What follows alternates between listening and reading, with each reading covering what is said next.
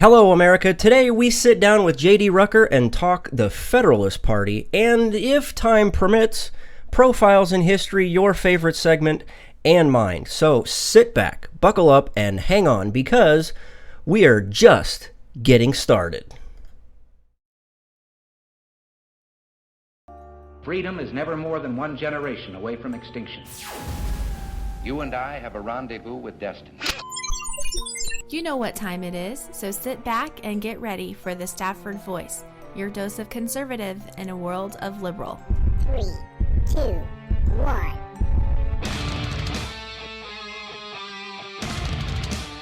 Hey, how are you? I'm your host, Daniel Stafford, and yes, you are listening to the Stafford Voice, where we are conservative in a world of liberal. Tonight, like I said, we're sitting down with JD Rucker from the Federalist Party. We're going to talk, we're going to invite him into our family here on the show.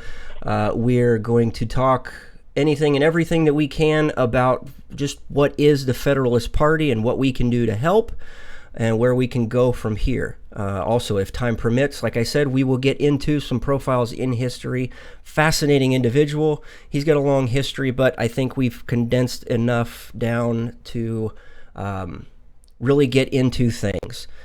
And I want to remind you that there are many ways to listen. So set the channel as a favorite wherever you are, whatever you have to do so you don't get left behind. It could be on YouTube. We're streaming live on Facebook right now. We've got Stitcher, Spreaker, all different kinds of places, iHeartRadio. Whatever you do, set the channel as a favorite. We don't want you to miss the show. But if you do, we're recording it so you'll be able to catch the replay at any given moment. So just sit tight. There's no need to panic, because I've got you. In the case you aren't already following on social media, find me over on Twitter or Gab at Stafford Voice, or you can look me up on Facebook, Instagram, Grassfire. Look, any social site of your choosing, wherever, just search for the Stafford Voice, and we're probably there. Also, I want to invite you over to the StaffordVoice.com. Sign up for our monthly newsletter if you have not done so. Okay, without further ado, let's go ahead and invite our guest and potentially new family member to the show. We don't know much about JD Rucker, but we know that he is leading the Federalist Party, just leading the grassroots effort. JD, how are you tonight? I'm doing great. How are you, Daniel? I'm really good, actually. It's been a long day, not gonna lie, but it's life, brother. It's life.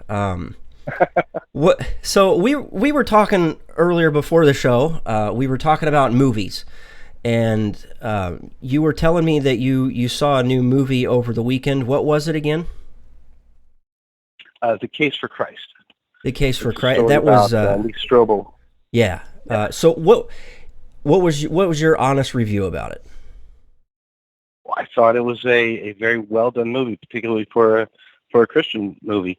These, over the last few years, there's been this little cottage industry within and even outside of Hollywood of putting out movies that are Christian based, Christian themed. They usually have really good messages and all that good stuff. But then they tend to lack when it comes to creativity or good scripts or good acting, good cinematography. This was different. This was actually a pretty well-made movie. It caught my attention because it got a 77 on Rotten Tomatoes, which, generally speaking, Rotten Tomatoes and the critics that are polled will generally take any Christian movie and assume that it's going to get a 30 or a 40 or maybe a 50 if it's really good. The fact that it got a 77 caught my attention. We saw it, and it was very pleasing. I was familiar with Lee Strobel's story before. It's a true story, so we weren't there for necessarily the background. We wanted to see a good movie, and we weren't disappointed. It's not going to win any Oscars, but it was a very good movie nonetheless. So, would you recommend it? Absolutely, yeah. Good. Okay. Well, yeah. It was very well done. I'll have to have my wife write it down so we can put it on our list of put it towards the top of the list of movies we need to watch and review. So what? Tell me, who is JD Rucker? What got you? Tell us a little bit about who you are. One of the things we do on the show is we're part of a family. We're not really friends. Sure. We sit down kind of on the couch here in the house or around the kitchen table, and we talk. It's the heart of America is in the home. It's not out on the street. It's it's in the church. It's in the home. So tell us a little bit about who JD Rucker is, and also where we can find you on social media, because I know some people are going to want to reach out to you and maybe talk to you some more if we don't get to it here on the show. Sure. Absolutely. So, and I hate to disappoint, but in reality, JD Rucker is nobody. I'm just an American. I'm a patriot. I'm a person who has never had any true political ambitions or goals or desires, at least not since probably maybe as late as high school. Outside of that, I really wanted to get into journalism, and shifted gears in college because me and my wife were about to have our first son. And so journalists, I don't know what they're paid today, but at least back then, it definitely wasn't enough in rural Oklahoma to be able to support a family. So I shifted gears into sales, marketing, advertising. I started working at the newspaper as an advertising rep, and developed it from there. Over the years, I turned that into very good jobs, and eventually got to start owning a little bit of some companies. And once they sold, started owning my own company, and that's where we are today.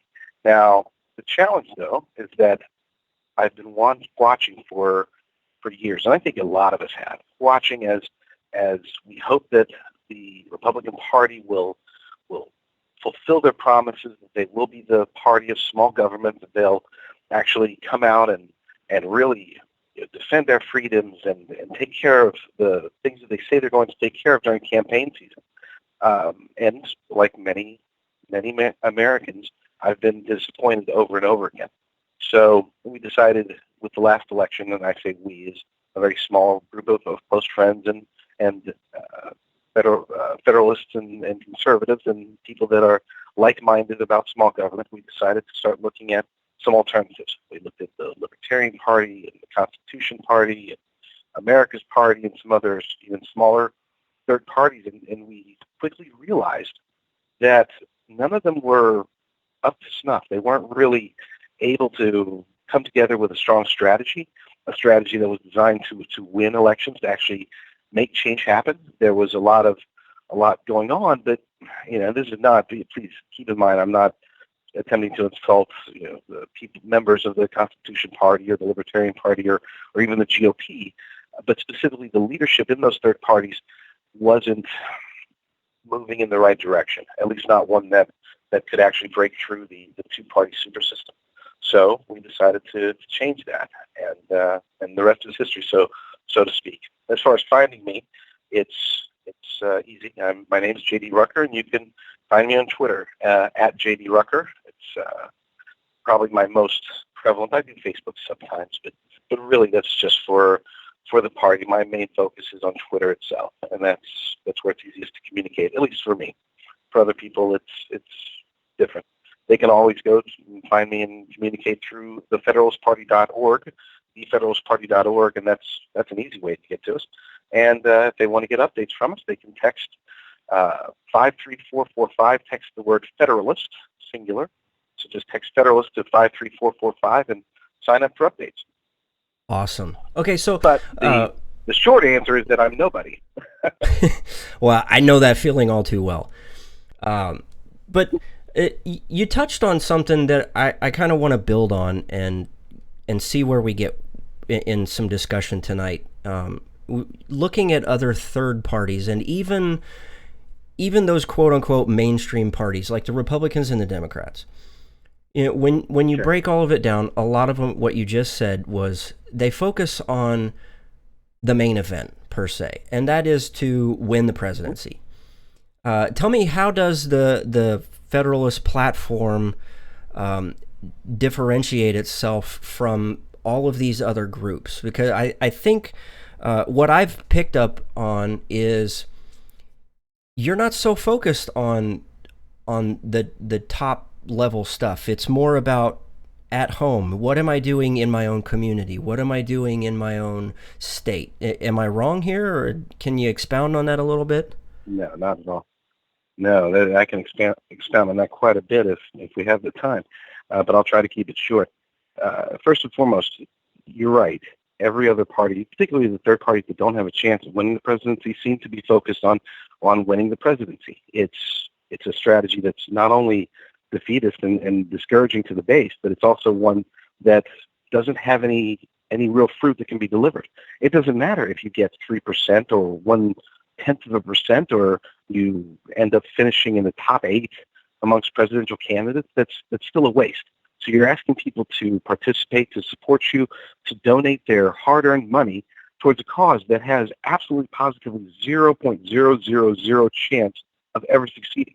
And that you identified, that was the first thing that we identified as the biggest problem. The second thing there, you mentioned, that our focus is on local elections and family, and you noted that this particular show is very into being promoting the concept of family, and we hold that at our core. From our perspective, the whole hierarchy, the pyramid of the government structure in the United States is viewed incorrectly by most. I think that the founders really wanted this to be inverted in a way. Now, that's not to say that they didn't want to give primacy to the federal government. They didn't want to have checks and balances between the states and the federal government. But I think that the way that they designed it was in a way to allow the top level of government, the top level of decision-making, to start exactly where you would want it to start, with the family and the individual. That should be where our rights and our freedoms originate. And then from there, it works its way down to the local level, down further to the county level and the state level, and then with the very bottom, if you can picture a pyramid, the bottom level of that pyramid would be the federal government, to act as essentially a safety net when no one else can solve a particular problem or achieve a particular goal. That's when the federal government steps in, and only when absolutely positively necessary. We're not ones who think that the federal government should be completely weakened to the point of oblivion. But with that said, right now they're the exact opposite. The federal government has so much primacy over everyone else that it's not even close. There is no recourse if the federal government turns oppressive, and in many ways we've already seen that happening. You can't just go to your state and say, hey, we've been wronged by the federal government, do something about it. In many cases, they cannot, and that's not what the founders envisioned, and that's not what's best for America or Americans. What's best is if the federal government and the state governments are essentially partners. I don't want to get into a philosophical debate about dual federalism versus cooperative federalism, but federalism in general. The idea is that if the states wrong an individual, if the states are oppressive, or if a state is oppressive, then that individual should be able to go to the federal government and ask for assistance, and vice versa should be true as well. If the federal government starts to oppress, as they have in many situations in recent years, then an individual should be able to go to the state government. So the short answer to your question is yes, we are very much focused on working it from what we consider to be the top down, what most people would consider to be the bottom up. Either way, it doesn't matter. It's semantics. We want to go after races that we can win.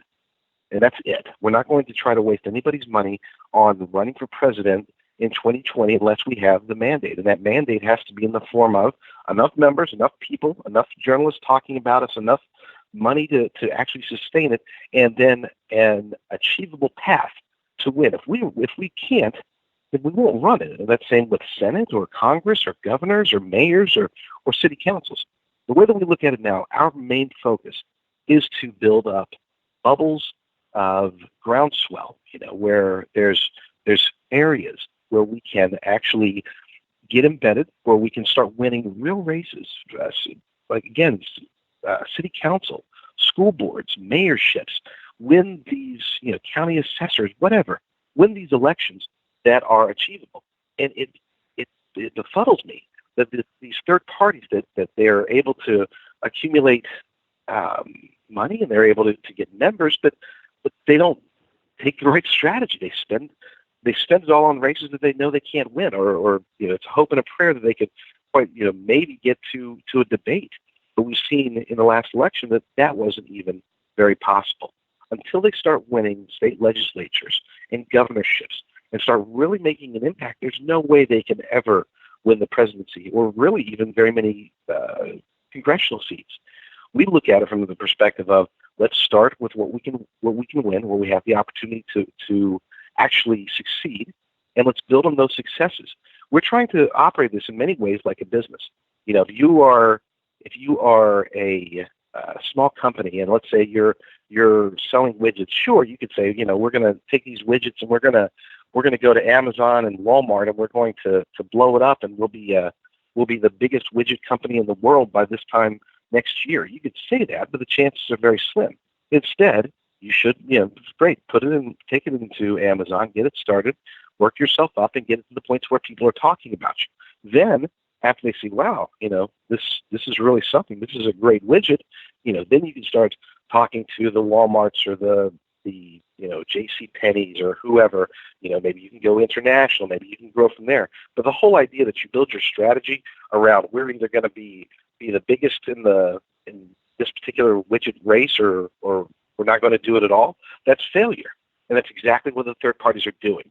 They're putting all of their eggs into a losing basket, and we won't do that. If we run for an office, if we run in an election, it will be because we have the people, we have the indications, and we have the money to be able to win that election. Otherwise, we're not going to touch it. We're not going to be spoilers. We're not going to be the protest vote or the sympathy vote or anything like that.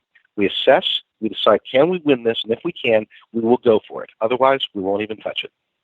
Okay, if you're just joining the show right now, we're talking with JD Rucker of the Federalist Party.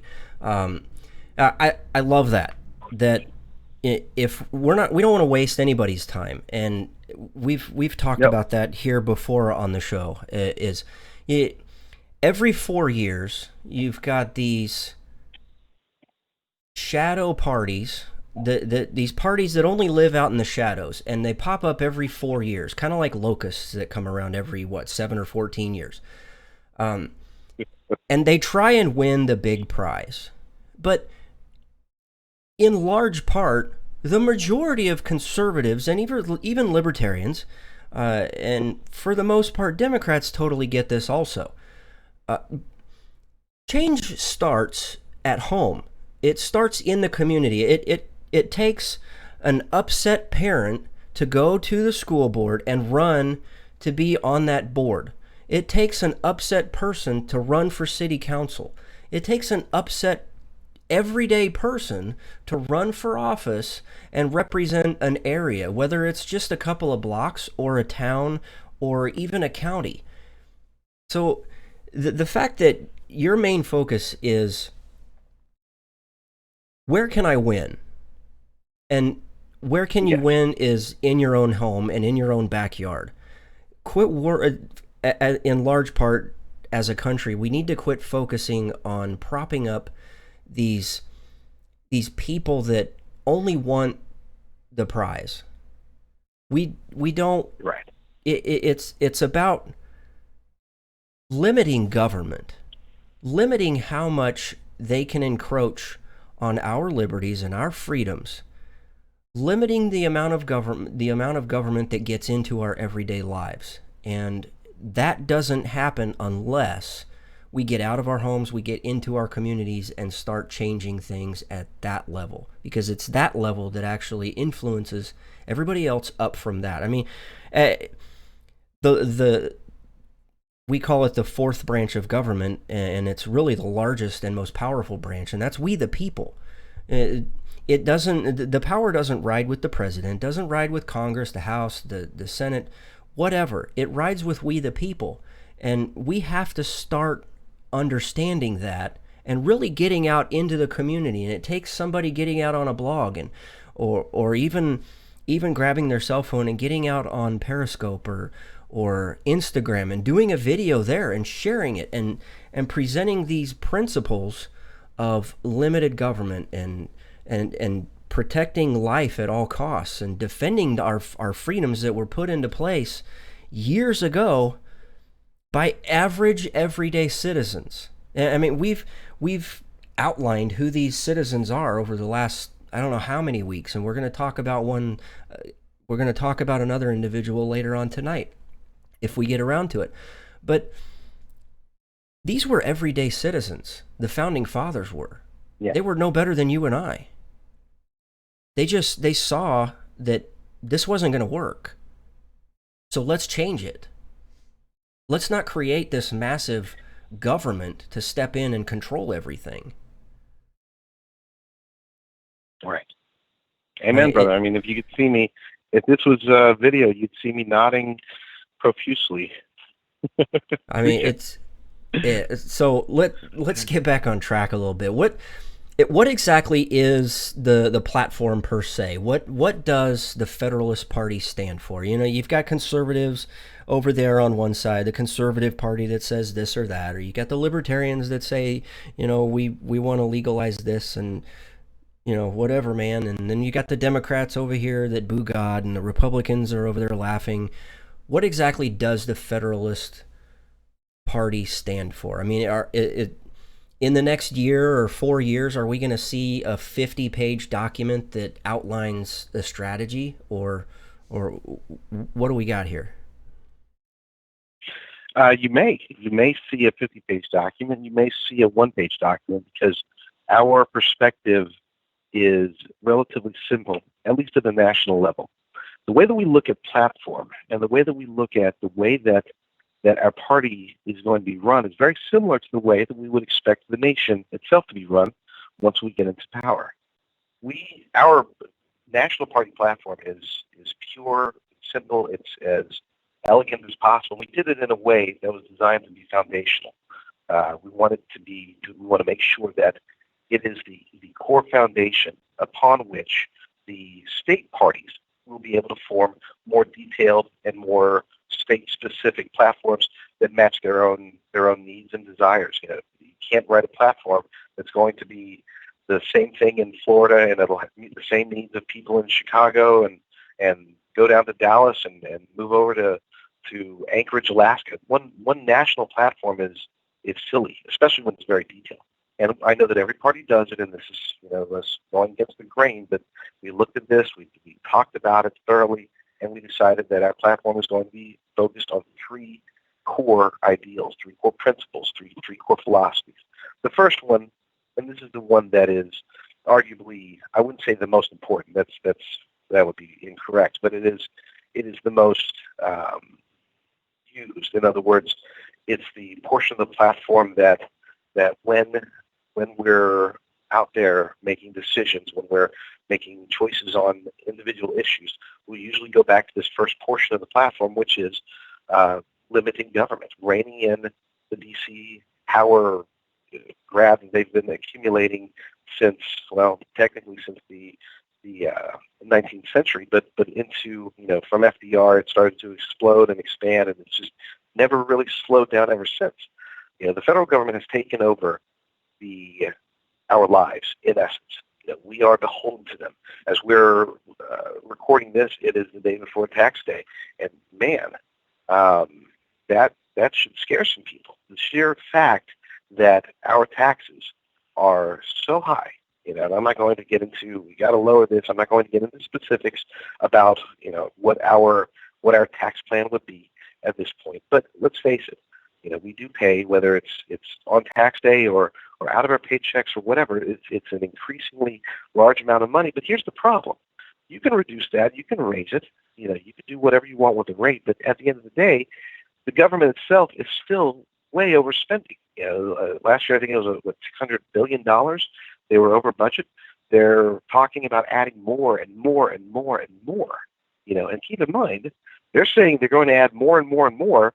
And this is the Republicans. This is supposed to be the major party of lesser government. And in essence, it has, in our opinion, it has transformed in many ways, at least the leadership, not necessarily the Republicans themselves, the individuals, but the leadership has transformed and morphed ever since Reagan left office into a party that is really more akin to being called Democrat light.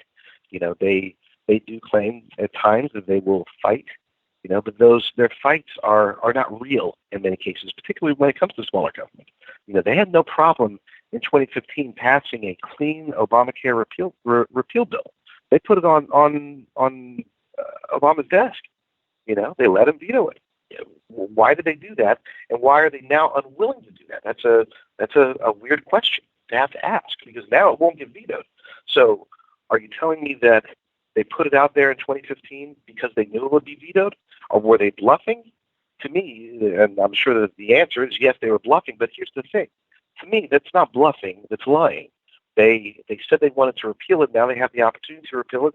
Now all of a sudden, whoa, wait a minute here. We can't just repeal it. We got to come up with a plan that keeps government as big as it is today, and maybe even makes it a little bit bigger over the next 10 years than Obamacare would.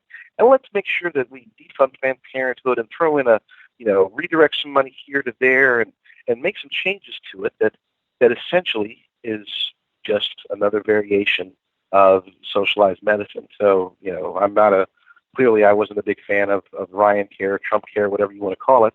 But that's an example of what we've been faced with.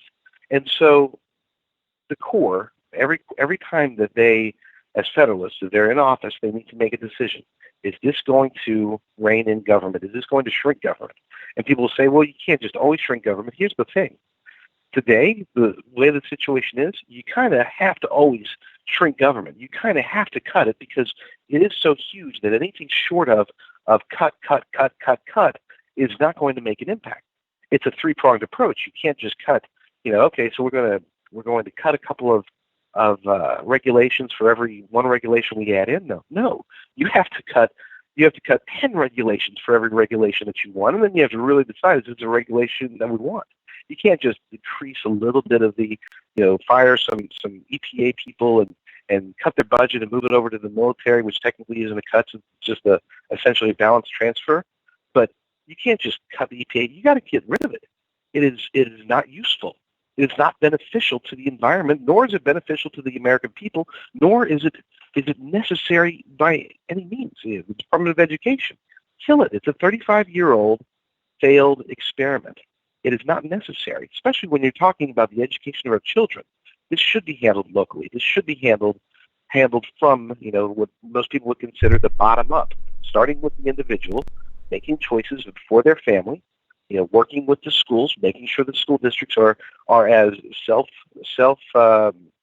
capable as possible, working towards the city, and then it should essentially end, I think, at the state level. At the state level, that's where fine, state board of education, state, setting standards at the state level, that does make sense.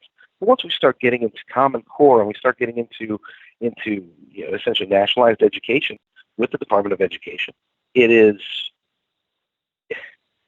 not helping at all. So, and then of course you've got the bureaucracy, you've got the power, the budget. And the last portion that we would want to cut is the power. Right now, there is just way too much power. There is no reason for things to be so easy. People always want action, and that's the popular thing to do, is to act. But the problem is that the founders didn't see it like that. They wanted to make sure that action was hard. They wanted to make sure that every piece of legislation was worked for. They wanted to make certain that a president couldn't just pick up a phone. I know there weren't phones, but couldn't just pick up a phone and a pen and make laws happen. That was not the intention, and that has been nothing but damaging and destroying to us. Now, people will say that that was Obama and it's not Trump. Hey, look, I'm not against everything that Trump does by any means, but at the end of the day, outside of the handful of reversals that he did, he has been starting to express and utilize more executive power than at least we should have been expecting from a Republican president. But it is what it is, and that's what we're faced with today. I know that was a long answer. I'll keep the other two portions short. The second part of our platform is defending freedoms. We talk about liberties and freedoms a lot. Liberties are important, but in reality, the liberties that were described and that were declared, for example, in the Declaration of Independence. Their liberties were different from ours. They were looking at liberty more along the lines of, we are an oppressed people with a government that is across the ocean. They had to view liberties from a perspective that they truly didn't have representation. They truly didn't have the ability to govern themselves, so they needed that liberty. Today, we have the Constitution, we have the Bill of Rights, we have all the amendments, we have the framework through which we can defend our freedoms, and that is why there was a long debate over whether it should be focused on liberties or freedoms, and what are the nuances of each, and what is the this, that, or the other. At the end of the day, it is freedoms that we're looking for. We have liberties now. We need to protect our freedoms, whether it's the freedom to bear arms, the freedom to choose where our kids go to school, the freedom to do essentially whatever we want as long as it doesn't hurt another human being. And that seems to be very aligned with a lot of other parties. But then we get to the third portion, and we are a party of life. We do believe in the sanctity of life. We believe in defending it. So when people say, well, a woman or a couple should have the freedom and liberty to do what they want with their body, we agree. But when there's another body involved, then that's where you cannot say that you can, obviously millions of people do, but we disagree with the concept that a person has the right to extinguish another person, even if that other person is in the womb. So it's something that's near and dear to my heart, because my wife is 7 months pregnant, and this will be our fourth child, and we're excited about that. But Congratulations. we are a party that does believe. Thank you very much. We are a party that does believe in protecting life at all stages, and that's something that I can get completely behind. Is we're relatively young, but still we're expecting to be grandparents here in the next couple of months, later on this year in August. Oh, congratulations. Super excited about that. Amazing. So the idea of protecting life at all costs, whether I understand that some people will argue that and make a strong case that there are specific cases that we could allow things to happen, but I think in the end we still have to do everything we can to protect a life, because at the core of everything, that's what America is. And as I was listening to you and kind of taking some mental notes and really getting an idea of what and who the Federalist Party is, I mean, your three-part stance here really is exactly what the foundation of this country is, and that's life, liberty, and the pursuit of happiness. And a party that their main focus is those three things, and the fact that we understand that as a nation, everything else falls under those three things. If it's outside of it, right, nothing else exists outside of that. I mean, and a party that promotes those three core principles and really pushes those ideas is really something I think a lot of us can get behind. So, where do we go from here? What do we do? How do we help? How do we get started? Is there a vetting process of how do people get involved with the Federalist Party and run with it? It's an excellent question, and I'm glad you asked, because we are obviously at the early stages, and the outpouring of support, the membership drives themselves have been so phenomenal so far that it was well beyond our expectations. Keep in mind, our initial plan when we were laying all this out, we had expected to be essentially a viable potential party by 2020. That was our goal. Was, hey, you know what? Let's build this up slowly. 2020 comes along, we should be able to get into a handful of races. Let's grow from there. it's grown well beyond that. At this point, we are growing much faster than anticipated. we are we're trying to keep up with it, and this is where we're looking for as much help as possible. Two keys there. One of the first and foremost, we're always looking for state leadership. This is something that is of utmost importance to us. That the national party is fine. It's actually easier to run because you don't have to worry about as much geography. You don't have to worry about strange laws here, there. How to get on this ballot, how to register for this particular race, and all this stuff. The national level, all we want to do is grow, and that's something that people can get involved with immediately. All they've got to do is go to thefederalistparty.org, and right on the homepage we have a sign-up sheet. Become a Federalist, and that's it. They just fill that out, and we'll take their information. They can at that point decide, do I want to contribute to the party? Do I want to volunteer? Am I interested in state leadership? There are, or even national leadership. There's plenty of room for people to try to fit in. The second thing that we need is for people to step up and at least consider the possibility, if they do feel that they have the aptitude and the desire, consider the potential of running. Here's the thing.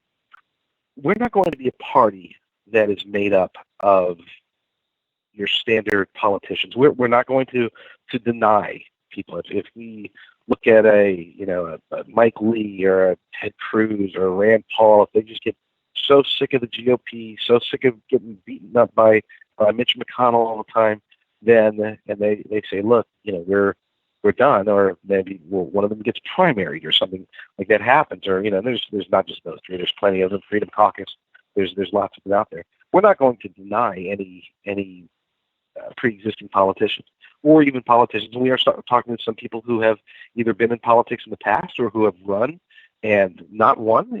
Some of the old Tea Party candidates that either got primaried or didn't win. We'll look at everybody, but where we really want to make an impact is with the grassroots. And we feel that the best politicians, and I shouldn't say the word politicians, the best public servants are those who get in because they feel that they need to get in, not because they want to, not because they have these grandiose political ambitions to become, senator or president, or that they just, I can't wait to get all the perks and benefits. I can't wait to get to that BC country club. No, we want people that are there because, hey, they can do it. They're sick of what's happening in America, and they can't sit back and just let everybody else ruin it. They need to step up. The people that feel that urge to say, you know what, somebody needs to get into this city council and fix this city. Somebody needs to run for mayor and who actually has the city's best interest in mind. Somebody needs to go into the school board and stop this liberal indoctrination, or whatever you want to call it, that's happening at the schools. There's plenty of room for there. And then you get into the state legislatures. Oh my, that there alone, we would love to have, whatever, teachers, doctors, firefighters, journalists, podcasters, whatever. At this point, we're willing to look at anybody. Now, here's the thing. It sounds great, right? It's like, we're looking for anybody to run for public office. That's not true. You asked if there's a vetting process. That's being worked on, and that's something that we have to make sure that it's perfect, or as close. I shouldn't say perfect, as close to perfect as possible. Keep in mind that anyone who runs, they'll need to. This isn't going to be like other political parties. If they're going to run as a Federalist, they need to be able to essentially build their own platform, so to speak. They need to, whatever campaign promises they make, they're going to be held accountable, not by the press. The press might hold them accountable for this, or the other parties might hold them accountable. The first people they're going to be held accountable by is us. If they make a promise during the campaign, if they sign off on their platform that they're going to, for example, support the Second Amendment, and then they go off and vote for a bill that hurts the Second Amendment, we're going to be the ones knocking on their door. We're going to be the ones that are asking them, what is going on here? Why have you done this? What changed? And they need to be able to explain that. And I'm not talking about explaining it in a 30-second soundbite or a minute and a half talk track that they do on on television. I'm saying they need to be able to go before us, or put it in writing, do it in an article or a blog post, and defend why they changed. And if they continue to go against what they agreed with, they won't be Federalists anymore. That's the thing, is that we see the parties that seem to be all affiliated with defending themselves with, let's stand by, oh, this person did something wrong, let's stand by them. As long as it's not something really, really wrong, they'll stand by them. This person they made a mistake, or they voted for this, but they're still on our team. No, our team as Federalists, the Federalist Party's team, is America, period. And if somebody who's wearing the Federalist badge, who runs as a Federalist candidate, and who gets into office betrays what we consider to be a betrayal to America by not defending freedoms, by not limiting government, by not defending life, or by not doing something specific they put in either their platform or their state party's platform, then we need to call them out for it. We need to make sure that they know that they are held accountable. They're going to have to sign off. So I don't take it lightly when I say that, yes, we need people who are willing to run. We need people who are willing to do their time, get in, make change, and get out if that's their goal. But don't think that this is going to be, just as we don't want people going to Country Club DC, we don't want people going to Country Club City Council either. If they're going to represent the Federalist Party in office, they need to be stellar. And I'm not trying to set the bar too high for anybody to achieve, but I do know this, that as Americans, as patriots, as people who now have access to the internet, who can learn enough about, the economy or the local economy or the quote unquote complicated political issues of the day, if they have the aptitude and the willingness to put in the work, and they have the honesty and integrity to fulfill their promises, then I don't see why a grocery store manager or anyone, a retired professor, I don't care, they could be anything, as long as they do put America first, and as long as they do look at their service as truly a service and not something that's going to inflate their notoriety, inflate their pocketbooks, or anything like that. This is essentially unforgiving, but we think it's worthwhile. So it's not so much about the letter behind the name or in front of the name. It's about the person. Not at all. Not at all. Here's the thing: if for federalism to work, it needs to be always centered on what is best for the nation and for the people, even if that's not necessarily what's best for the party. I'll give you a quick example. Somebody was telling me the other day that you could run in North Carolina, but if you weren't on the ballots, if you didn't have either enough, essentially, I don't know how the law works, but essentially they were saying if you have to either run for president with your party or run for governor with your party. If you don't, then you're even if you win some state legislatures and stuff like that, your votes, you'll be decertified, and that you won't get the office. Look, I'm sorry, but that's not right. that should be the case. That is, again, perpetuating the myth that there's only two parties and there can only be two parties and there will only be two parties. But secondly, if people vote for an individual to represent them, and then because of some super party rule that tries to block them, if that were the case, that's a short-term loss, but that's a big-time victory. That would raise the ire of patriots across the country. That would generate change in a way that we get to see every now and then. You see different cases that form great changes in the country. That would be one of those instances that would essentially change the way that people look towards America. So that would be a defeat for the Federalist Party, okay? But it would be a victory for America. We would be willing to take that. Now, keep in mind, I cannot stress enough, we're not in this for defeats, okay? We're not in this to spin our wheels. We have to make sure that if we're going to go for anything, that we have a legitimate opportunity to win. So I'm not going to suggest that we would attempt to be the sacrificial lambs in North Carolina, to try to fight that loophole. But with that said, we would do whatever we could if we had the groundswell, if we had enough Federalists in North Carolina to make a move, then we would make our move, and we would fight it legally, fight to make sure that we get certified, that we do get Federalists into office, and if it happens that no matter what we do, that they're going to say no, the will of the people must be superseded by the will of the two-party super system, then that's still a victory. It's a martyred victory, but it's still a victory to some extent. It's something that would raise awareness and get real election reform to change. There should be no reason for there to be these debates that you have to get a 15% threshold. I'm not one who says that we need to have just the two parties plus the Federalists. I would be completely wide open and would love to see all the parties. And I'm not talking about the silly, somebody goes out and forms a political party, call it the digital Star Wars party, the Jedi party or whatever. I'm not saying they should be on the debate stage with Donald Trump and Andrew Cuomo, but other parties should also be included. And you get me started on the whole, should there even be a debate stage, or should it be done in a more expanded manner to allow for actual answers to actual questions? That's a whole other discussion. But that's outside of the party. It's more along the lines of election reform, which we'll probably try to get to in 2020, 2022, sometime like that. In the short term, we want to make sure that we have all of our ducks in a row, that we're growing the party, and people can do that by again, they can just start off very simply with their cell phones and text Federalist to 53445. They can go to our website, follow us on Twitter, twitter.com/Federalists_USA. They can go to Facebook and do a search for Federalist Party. We have very robust and active accounts across the board, and they're growing nicely. When we started off the Facebook page, it was at nil, and I think last time I checked earlier, it was at 27,000 or something like that.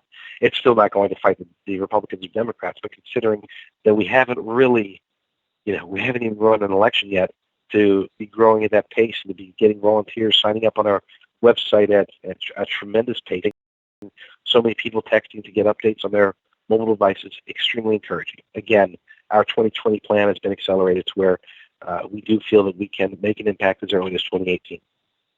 Well, I mean, that's exciting, and it's exciting to know that there is so much growth at such an early level, and I hope that it continues and builds from there, and it doesn't slow down, because I'm loving everything that you're saying so far.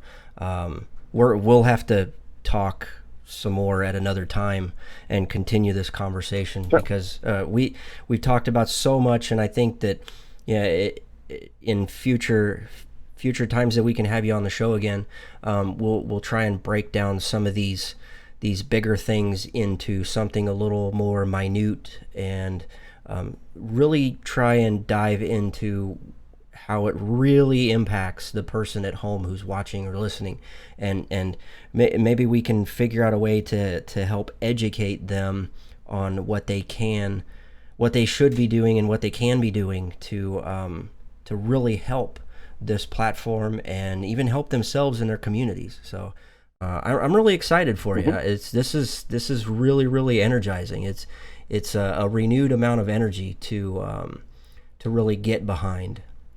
So super excited for you. Thank you.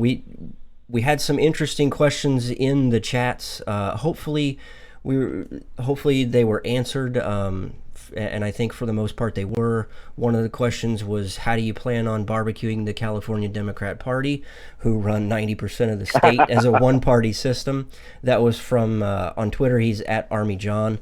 Let me see. Well, let's talk. Do we have time to talk about that one real quick? We've got about 5 minutes. Okay, I'll make it in 45 seconds. People in general. So let's remember that just, I don't know how long it was, 6 years ago or so, maybe not that long ago, California voted against gay marriage. It wasn't too long ago. It's been within this century, and by century I mean after 2000, that they put in a Republican in the governor's office. Now, I'm in an area where we have a Republican congressman. To say that California can't be touched, here's the thing.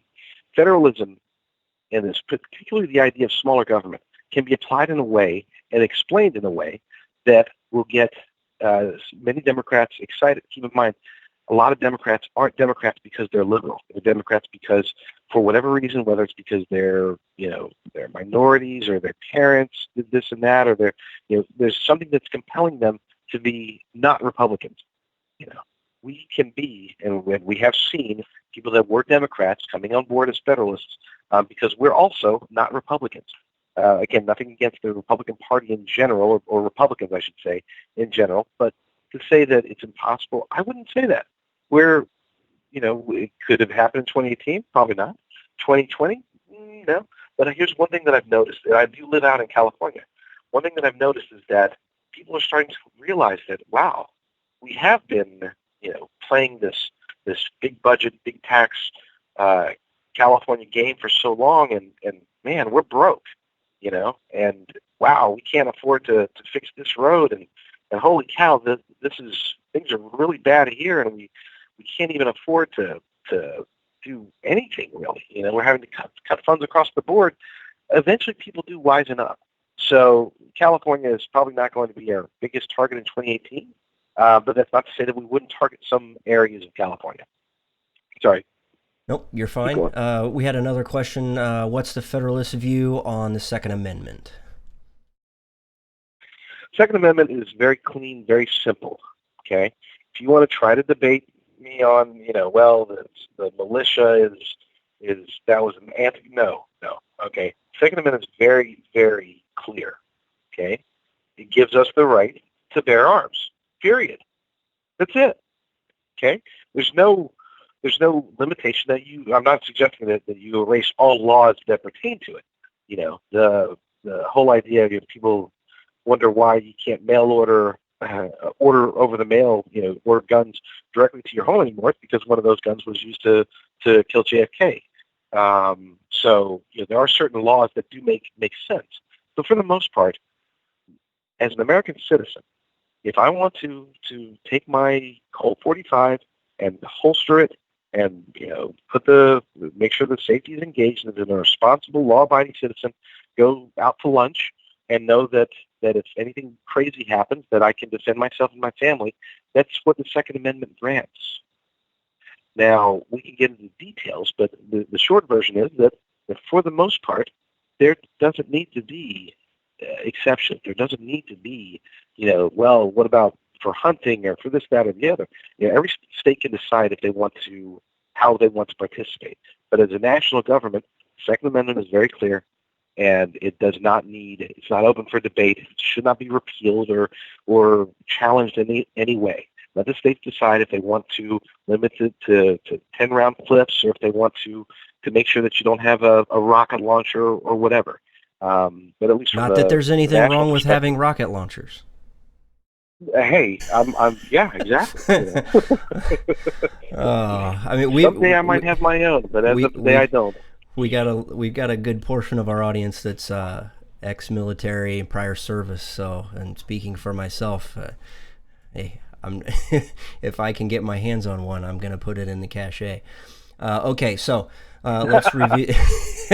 Let's review. So, if people want to stay up to date on what to do, how they can help, they just text the word Federalist to 53445. Again, that's 53445. Just text the word Federalist. Yes, absolutely. Awesome. And then the easiest way, obviously we have social media, but they can just go online if they're on there. They can just go to our website, thefederalistparty.org, and sign up. They can contribute. We don't like to take quote unquote donations. We look at them more as investments, as contributions. Again, because we are going to be utilizing these funds in a way that we think is smarter and more frugal than any other party has. We're not going to waste. If we raise $50 million this year, chances are very slim that unless something miraculous happens, chances are very slim that we're going to go spend all that money to go find us a Gary Johnson to run for president and waste it, throw it down the drain. Nothing against Gary Johnson or love open, but hey, it didn't work. Lots of money spent, not a lot of return, a lot of embarrassment actually. But whatever. Well, we can get into that in maybe another show, hopefully in the next couple of weeks, maybe, where we could actually dive into some of the differences between what the let's just take this particular example into play. What the core differences are with the Federalist versus the Libertarian Party. Some discussion that I think that I can really look forward to, and they're asking in the chat room. That's one of the things that just came up. So again, you I can guys answer will just that have in 20 to seconds. Go ahead. Just the quick answer to that is that from a purely strategic, and let's not looking at the platforms themselves, that we can get into discussions, but they've tried and they failed. They've had over a quarter century to put this together. We are on pace to be approaching them in size before the end of this year.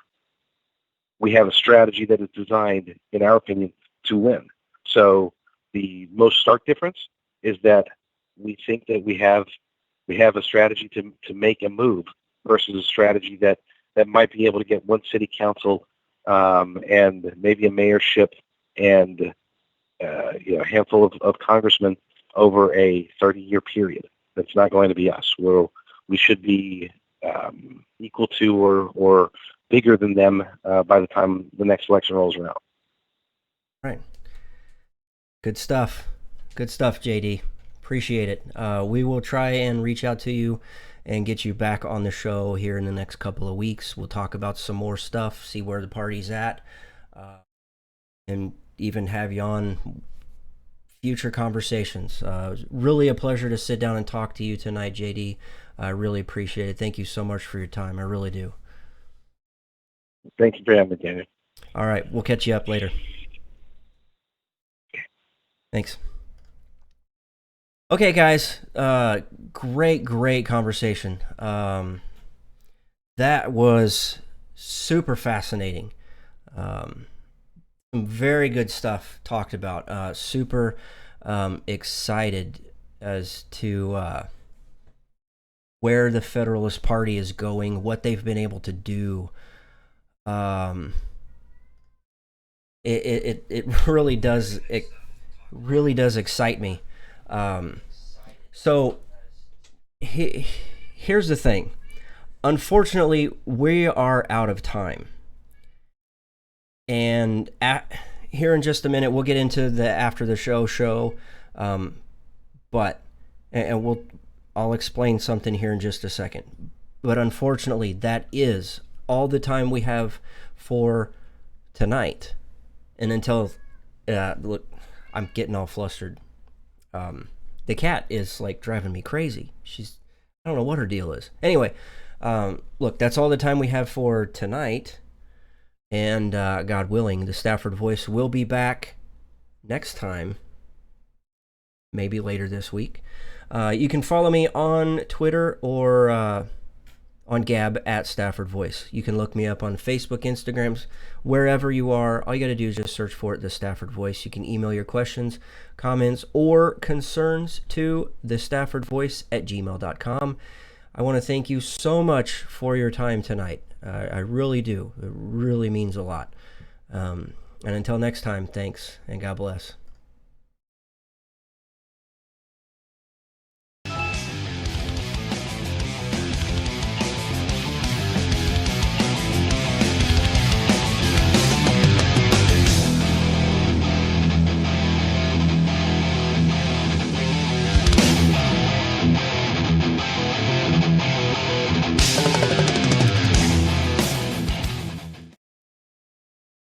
Okay, are we here still? Yes, I think we are. And I see that somebody is listening to the cat more than they're listening to the host, that is. What a great conversation. If you're in the chat, and sorry, you guys know that we're trying to expand the show. Trying to expand, and one of the ways we're doing so is where we're sending the show. Tonight was the debut of sending the show not only to YouTube Live, but also to Facebook Live. John, I'm going to be quiet. I'm going to be quiet. And yes, I did pick up on one of your jokes earlier. John tried to put in the wrong code in order to get updates from Federalist. Anyway, Refill, I'll tell you what. We will try and get him back on at another time so we can try and talk about what differentiates the Libertarian Party from the Federalist Party, and I think that we talked about some very, very broad areas. John, you know that you can't divide by 0, so that's probably how many tried it. Okay. Anyway, I did really good. I did not pay attention to what you guys were talking about because I probably would have said the hotline that you posted. Anyway, we talked about some very, very broad topics. And I think going forward, I mean, we've got time, and we've talked about this before that, you know, we really need to figure out what direction we want to go. And I really like what I'm hearing and seeing with the Federalist Party. And look, this isn't. Let me explain this. And Refill, I know that you kind of jumped into the show a little late. So let me explain this. And that is, one of the core things with the Federalist Party is not focused on the big prize. You know, sure, winning the presidency would be great. Winning the presidency would be a great thing. And having a member of the Federalist Party represent our nation.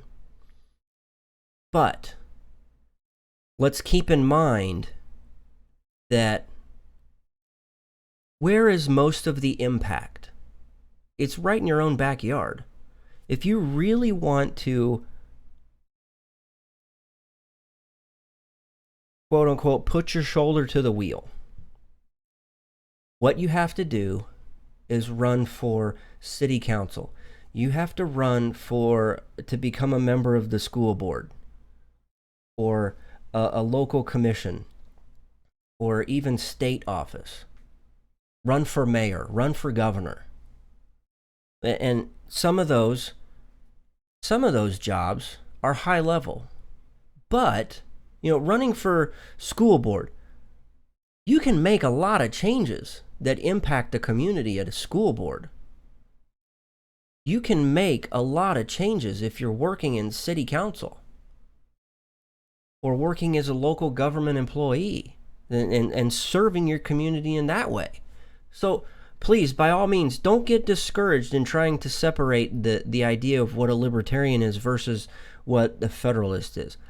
For just a second, forget about the letter that's next to the name of the candidate or the potential candidate. Don't worry about it. Look at the individual and really take in what they're talking about. Are they focused on talking points? Or are they focused on real, genuine issues that are going to impact you and impact your home, impact your kids, impact your pocketbook? And I think that's where what separates the Federalist Party from a lot of other parties. And it may even actually be a negative. It could actually be a negative. But that's what comes into play is it's really being at the grassroots level. Being at the grassroots level is really where you enact so much change. It's being here with the show. It's posting on a blog. It's getting on Snapchat and communicating that way. It's getting on Instagram and doing a live video that way. It's little things that create a lot of change. You get these grandiose ideas that are so huge they don't even fit under the tent. And what you have to remember is, you got such a big idea, you're going to get a little reward. You get the most reward at the smallest level. So don't, and I mean, if please don't take offense to that, but we can't, compartmentalize things just based off of a letter next to somebody's name. But I challenge you to go over to the federalistparty.org and look at their party overview. It's really encouraging. It really is. There is a lot of good stuff. JD touched on a lot of it during the show. But really, that's what this is all about. So let me touch on something that I kind of ended the show with, and that was all the time we had for today. There is so much going on. I don't know when we'll be able to get to it, but what I want to do is try and figure out when we can do another show, maybe later this week, to cover some of the things that we didn't get to tonight. I mean, I've got a stack of stuff that we could have talked about. And also, I had a really, really good Profiles in History. I'm so disappointed that we didn't get to it, but we will get to it. He's a fascinating individual. Basically, he gave up everything. You're going to be impressed with this guy. Okay,